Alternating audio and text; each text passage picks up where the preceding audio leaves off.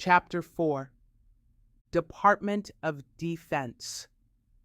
Christopher Miller. The Constitution requires the federal government to provide for the common defense. It assigns to Congress the authority to raise and support armies and to provide and maintain a navy.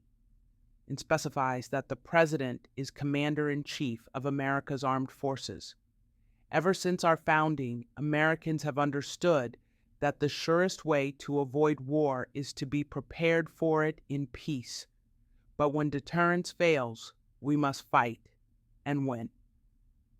The Department of Defense, DoD, is the largest part of our federal government. It has almost 3 million people serving in uniform or a civilian capacity throughout the world and consumes approximately $850 billion annually, more than 50% of our government's discretionary spending. The DoD is also a deeply troubled institution. Historically, the military has been one of America's most trusted institutions, but years of sustained misuse, a two-tiered culture of accountability that shields senior officers and officials while exposing junior officers and soldiers in the field, wasteful spending, wildly shifting security policies, exceedingly poor discipline and program execution, and, most recently, the Biden administration's profoundly unserious equity agenda and vaccine mandates have taken a serious toll. Our disastrous withdrawal from Afghanistan, our impossibly muddled China strategy, the growing involvement of senior military officers in the political arena, and deep confusion about the purpose of our military are clear signals of a disturbing decay and markers of a dangerous decline in our nation's capabilities and will. Additionally, more than 100,000 Americans die annually in large measure because of illicit narcotics flows, more than 4 times as many people in 1 year as we lost in our 20-year war against Al-Qaeda.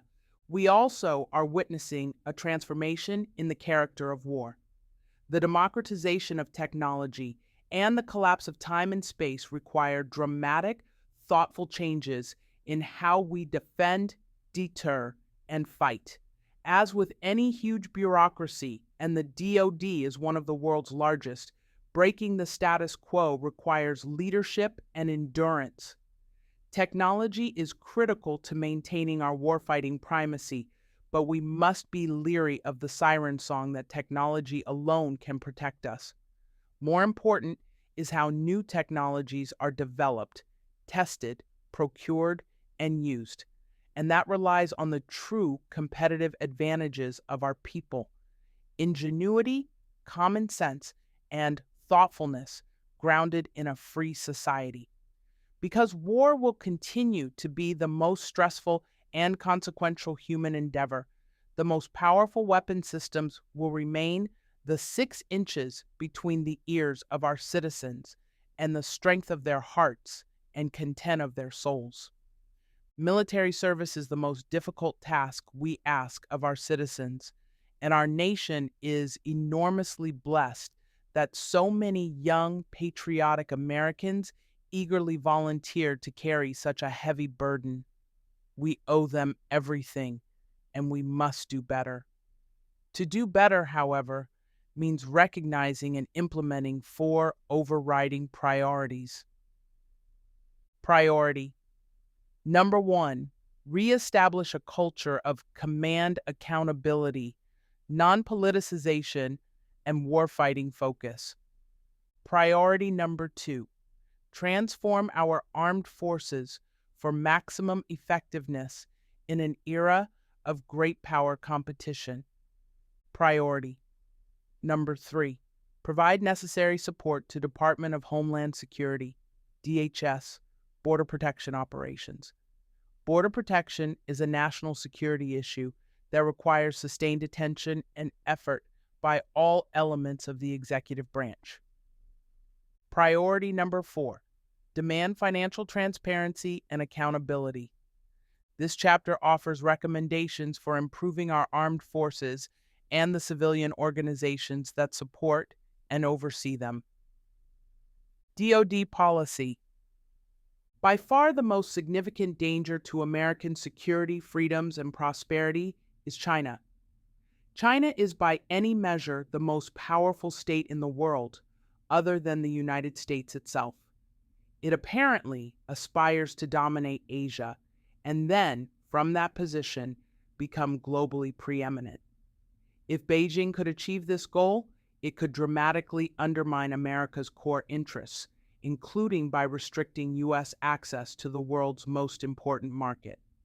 Preventing this from happening must be the top priority for American foreign and defense policy. Beijing presents a challenge to American interests across the domains of national power, but the military threat that it poses is especially acute and significant. China is undertaking a historic military buildup that includes increasing capability for power projection not only in its own region, but also far beyond, as well as a dramatic expansion of its nuclear forces that could result in a nuclear force that matches or exceeds America's own nuclear arsenal. The most severe immediate threat that Beijing's military poses, however, is to Taiwan and other U.S. allies along the first island chain in the Western Pacific. If China could subordinate Taiwan or allies like the Philippines, South Korea, and Japan, it could break apart any balancing coalition that is designed to prevent Beijing's hegemony over Asia. Accordingly, the United States must ensure that China does not succeed. This requires a denial defense, the ability to make the subordination of Taiwan or other U.S. allies in Asia prohibitively difficult. Critically, the United States must be able to do this at a level of cost and risk that Americans are willing to bear, given the relative importance of Taiwan to China and to the U.S. The United States and its allies also face real threats from Russia, as evidenced by Vladimir Putin's brutal war in Ukraine, as well as from Iran, North Korea, and transnational terrorism at a time when decades of ill-advised military operations in the greater Middle East, the atrophy of our defense industrial base, the impact of sequestration, and effective disarmament by many U.S. allies have exacted a high toll on America's military. This is a grim landscape. The United States needs to deal with these threats forthrightly and with strength, but it also needs to be realistic. It cannot wish away these problems. Rather, it must confront them with a clear-eyed recognition of the need for choice, discipline, and adequate resources for defense. In this light, U.S. defense strategy must identify China unequivocally as the top priority for U.S. defense planning, while modernizing and expanding the U.S. nuclear arsenal and sustaining an efficient and effective counterterrorism enterprise. U.S. allies must also step up, with some joining the United States in taking on China in Asia, while others take more of a lead in dealing with threats from Russia in Europe, Iran, the Middle East, and North Korea.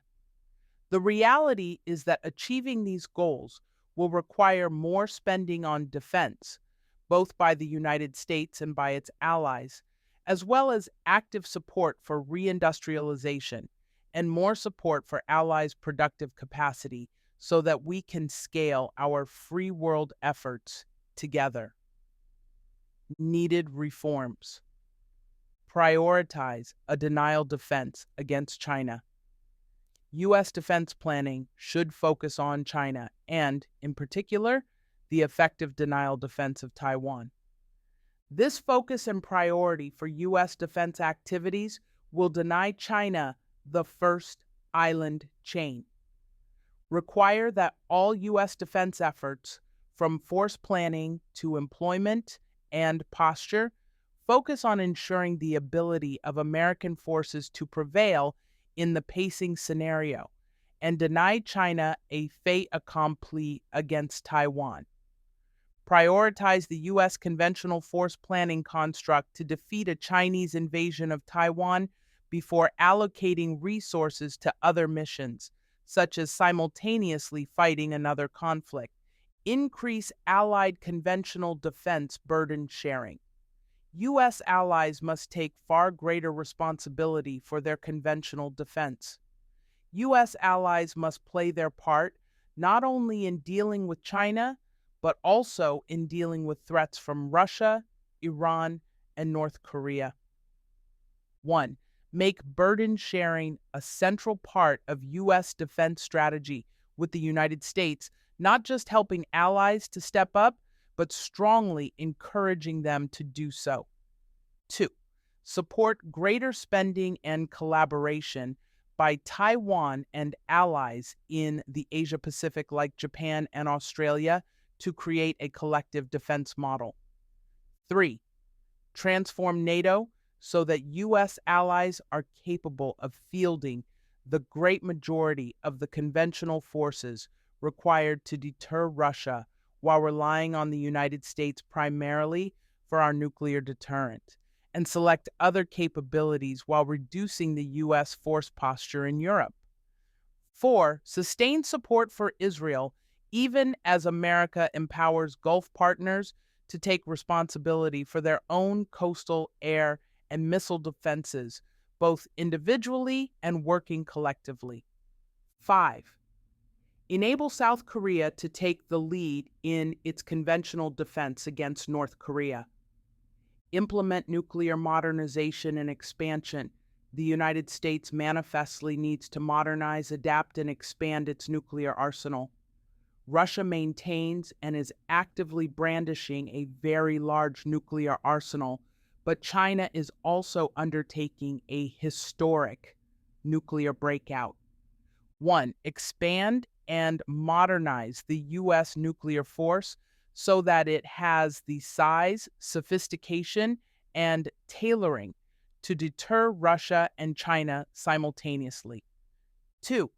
Develop a nuclear arsenal with the size, sophistication, and tailoring, including new capabilities at the theater level to ensure that there is no circumstance in which America is exposed to serious nuclear coercion. Increase allied counterterrorist burden sharing. Transnational terrorism remains a threat to Americans even as we pivot toward Asia. 1. Sustain the military forces needed to deter, prevent, and combat terrorism, but at a sustainable cost in concert with other elements of national power and partner efforts. 2. Prioritize enhancing the capability of allies and partners to take the lead in combating terrorism in their regions. DoD Acquisition and Sustainment, ANS. The DoD's ability to acquire and field new and existing technologies is essential to the ability of America's military personnel to fight and win our nation's wars. To succeed in this endeavor, we must optimize the systems and personnel that the department uses, but the inflexible bureaucratic structure and risk-adverse culture that have developed over the decades make it difficult to provide the tools that warfighters need at the speed of relevance. The number one problem is the DoD budgeting process, instituted in 1961, that requires acquisition spending to be locked years in advance. Because technologies change so rapidly and requirements can change overnight, this creates situations in which military personnel not only go to war with outdated technology, but also may be fighting with equipment that is less capable than that of their competitors. America owes its military many things, and the most important is the resources they need to survive on the battlefield and carry out the tasks we ask of them. Needed reforms. Reform the planning, programming, budgeting, and execution PPBE process. 1. Enhance funding and authority for DoD mission-focused innovation organizations and away from program-specific stovepipes that, planned for and designed 2 or 3 years earlier, may no longer be relevant. This allows the acquisition community to focus on portfolio management and move money around more easily instead of being locked into inflexible multi-year procurement cycles. 2. The president should examine the recommendations of the congressionally mandated Commission on Planning, Programming, Budgeting, and Execution Reform and develop a strategy for implementing those that the administration considers to be in the best interests of the American people. The Commission's final report is due on September 1st, 2023. 3. Develop legislation or other means of providing funding outside the traditional PPBE process for the prototyping and experimentation of emerging technologies that are deemed essential to modernization and future conflict.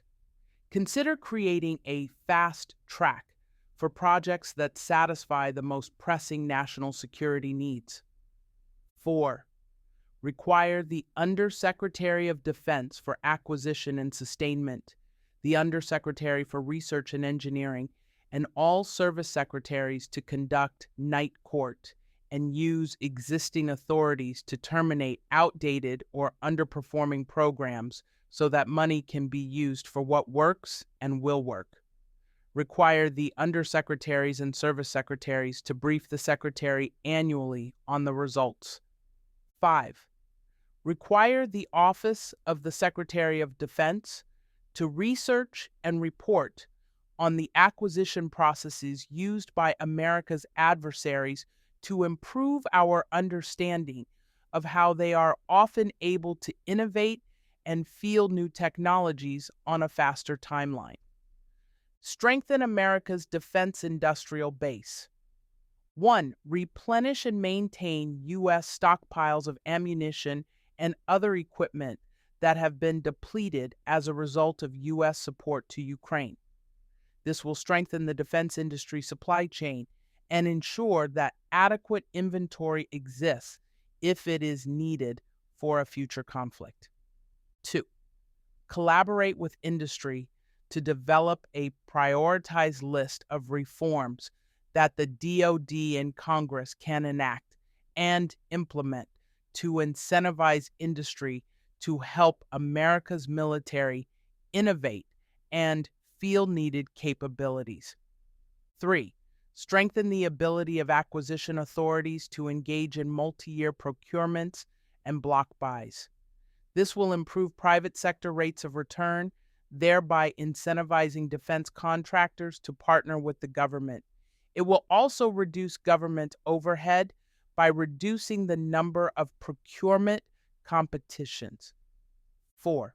Prioritize the U.S. and allies under the domestic end product and domestic components requirements of the Build America, Buy America Act. Currently, defense companies are required to manufacture defense items for the U.S. government that are 100% domestically produced and at least 50% composed of domestically produced components. However, there are loopholes that allow companies to manufacture these items overseas. This can create supply chain and other issues, especially in wartime. Manufacturing components and end products domestically and with allies spurs factory development, increases American jobs, and builds resilience in America's defense industrial base. 5. Review the sectors currently prioritized for onshoring or friendshoring of manufacturing, kinetic capabilities, castings and forgings, critical materials, microelectronics, space, and electric vehicle batteries. Evaluate them according to the strategic landscape and expand or reprioritize the list as appropriate. 6. Help small businesses to become medium-sized and large vendors, which encourages a more resilient industrial base and fosters competition. Encourage and plan for durable supply chains for small businesses so they also have commercial private sector customers and are not solely dependent on defense orders, which can be highly specialized, expensive, and irregular. 7. Increase external engagement among small businesses to inform them of DoD's needs and how they could work with DoD to meet national security priorities. Optimize the DoD acquisition community. 1. Create incentives to emphasize speed and agility in decision making for prototyping and program of record starts and terminations. Most bureaucrats would rather follow a checklist and fail than go outside the procedures and win, because failure means negative career repercussions. Senior acquisition leaders should design a system that allows decision makers to stay within the law but bypass unnecessary departmental regulations that are not in the best interest of the government and hamper the acquisition of capabilities that warfighters require. 2. The Undersecretary of Defense for Acquisition and Sustainment, Undersecretary for Research and Engineering, and all service secretaries should assess their acquisition workforces. Determine what additional personnel, resources, and training they need, and develop implementation plans. The goal is to develop, prototype, acquire, and field required capabilities at the speed of relevance to meet America's pacing threats and maintain a warfighting advantage. 3. Decentralize Defense Acquisition University, DAU offerings, and expand the DAU mission to include accreditation of non-DoD institutions. The critical shortage of trained and certified acquisition personnel must be addressed with urgency in order to support DoD mission objectives and goals.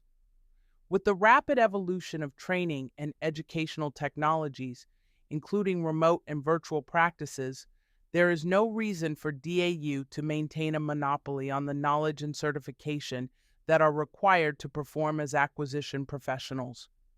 Further, the cost to private contractors and non-DoD civilians who aspire to such a role limits the supply of trained and certified candidates.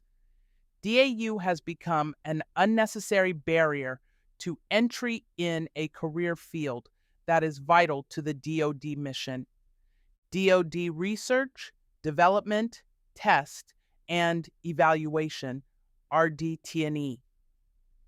The FY 2017 National Defense Authorization Act established the position of Undersecretary of Defense for Research and Engineering and assigned broad responsibility for all defense, research and engineering, technology development, technology transition, prototyping, experimentation, and developmental testing activities and programs, including the allocation of resources for defense research and engineering, and unifying defense research and engineering efforts across the department, to the new Undersecretary, who also was tasked with serving as the principal advisor to the Secretary on all research, engineering, and technology development activities and programs in the department.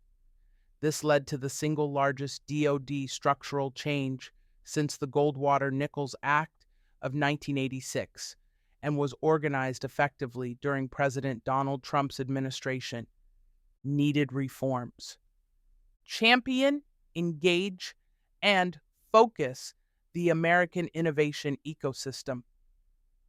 To maintain leadership in the era of great power competition and succeed against our adversaries, a key DoD effort must be the creation of mechanisms and processes to embrace America's most significant competitive advantage, innovation. 1. Engage and leverage all of America's scientific, engineering, and high-tech production communities to research, develop, prototype, and rapidly deploy advanced technology capabilities on a continuing basis to preserve our warfighting advantage. 2. Increase integration and collaboration among the DoD, government labs, and private companies to solve the department's most difficult problems. 3. Reduce the number of critical technology areas from 14 to a more manageable number to concentrate effort and resources on those that bear directly on great power competition. 4. Rebuild RDT&E infrastructure that resides in Cold War-era facilities and is not well suited to the current era of rapid development and testing of advanced technology and concepts to the maturity level necessary for acquisition and operational fielding. 5. Move toward a much more comprehensive, independent risk reduction approach to increase understanding of the technical risks by drawing on the expertise in DoD laboratories and agencies to help acquisition programs succeed. Improve the rapid deployment of technology to the battlefield. America's military advantage has derived from the professionalism of our service members and our ability to manifest our technological advantage in battlefield capability.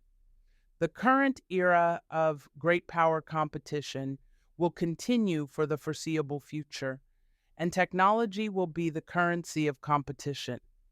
Our ability to prevail will rest on our ability to develop new technologies and move them onto the battlefield more rapidly than our adversaries can. 1. Accelerate the prototyping cycle to meet immediate battlefield needs.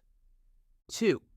Require tighter integration with user communities to provide value. 3. Establish a pipeline of near-term, mid-term, and long-term technology that is aimed at great power competition, China, and can be matured, prototyped, and evaluated to support major acquisitions, the ability to produce at scale, to break the cycle of schedule delays and cost overruns from underdeveloped and poorly understood technologies. Develop a framework to protect the RDT&E enterprise from foreign exploitation. Strategic competition and adaptive adversaries require new thinking about how to protect technology. China has been relentless in stealing U.S. technology, using the full range of measures from influence operations to outright theft. This has been a major factor in its ability to close the gap and, in some cases, to exceed U.S. capabilities. 1. Implement a comprehensive approach to preserving U.S. technological leadership that is based on outpacing our adversaries, clear about what we need to protect, tailored to various specific sectors, for example, academia, the defense industrial base, and laboratories, and underpinned with a full range of consequences for attempted or actual theft.